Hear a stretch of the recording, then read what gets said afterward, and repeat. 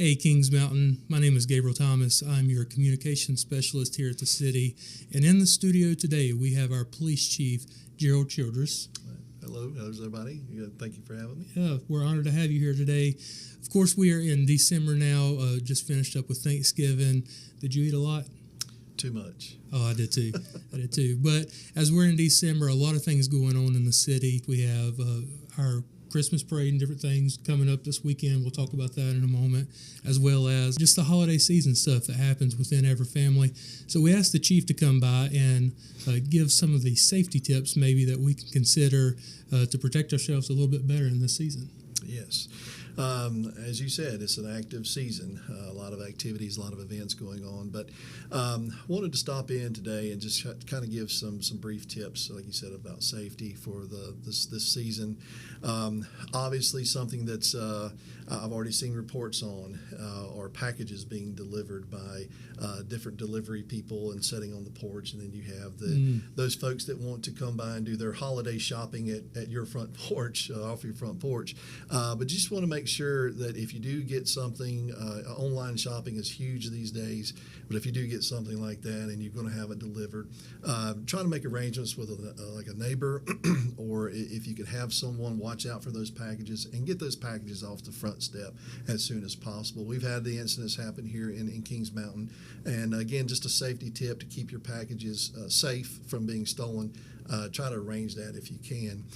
As you're out shopping, obviously, there's a lot of folks that are kind of bantering back and forth for the best parking space. So a lot of folks get angry when they try to get a space and somebody else can. It leads to road rage. So we want to make sure that take a breath and just be patient about your parking.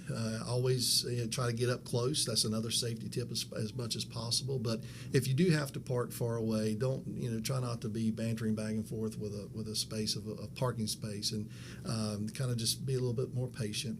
As I just stated, you want to try to park as close as you can to the building because it's safer, Sure. That way. But if you do have to park a distance out, make sure you have your keys in your hand as you're walking out to your vehicle. Try not to be so encumbered with things in your arms where if you would need to get away really quick, you could do that.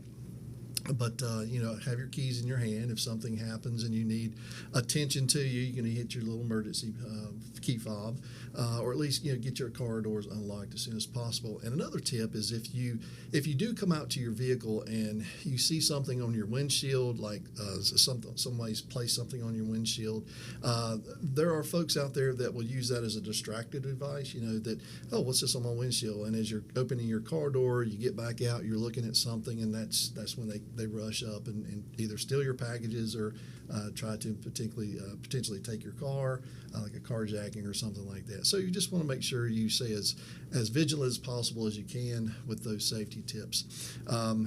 As you get home, a lot of people have this false sense of security when they get home. They'll lock their cars at the grocery store, at the shopping mart, or something like that, or even at church. You lock your cars at church. But when you get home, we found that folks forget to lock their cars, and they'll leave things in their cars, and that's where, unfortunately, the criminal element out there will roam through neighborhoods from time to time, just pulling on the door latches to see what may be unlocked, and then they'll go in and steal what's there.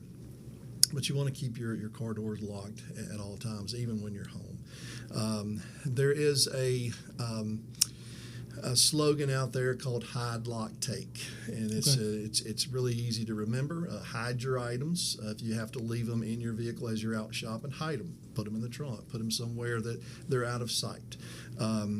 Obviously, lock your cars. We just talked about that. And then take your items inside when you get home. Don't leave them out there for thieves to come in. Unlocked cars stealing your items. So it's very easy. Hide, lock, take. Very, very simple. I like that. Yeah. I like that. So absolutely those things to consider.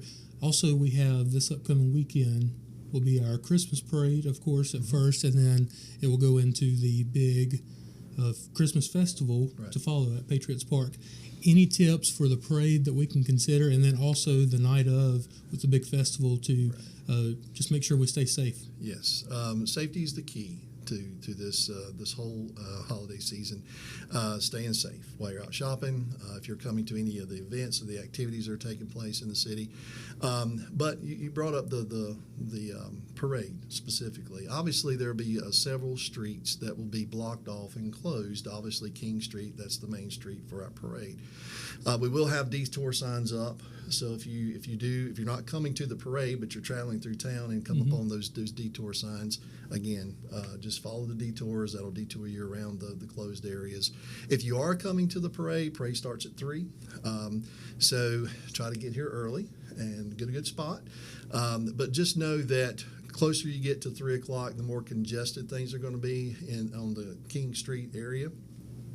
Between Battleground and Cleveland Avenue, York Road, there at Hardee's. That's going to be a busy area, especially on the lower end for the setup and the participants gathering. But again, patience. Just take a little bit more patience to get there. As the parade starts, so we want to make sure that, again, safety. If you do have little ones that are with you and you're watching the parade, make sure you watch after them, that they don't run out in front of a participant in the parade. You know, there's been some tragic events that have happened over the last few years with little kids running out and trying to get candy that maybe have been dropped in the street itself, which brings me to this point. We want candy in the parade. I know there's been some discussion about that, but we're not discouraging candy at all. We are discouraging throwing candy.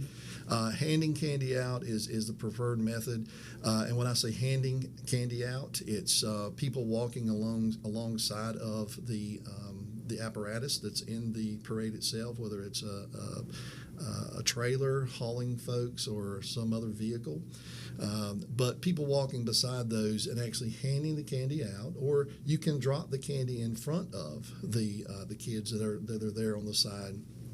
When typically what we found is when you start throwing candy gets dropped in the middle of the street. And as that particular apparatus goes by, the kids see the candy in the street, they run out in the street to try to get that candy, and unfortunately folks coming up, the next person in line may or may not see, and then things happen. So throwing of candy is discouraged because of the things that can happen, but we do encourage bringing candy and handing that out, whatever form or fashion that you see fit to do if you're in the parade.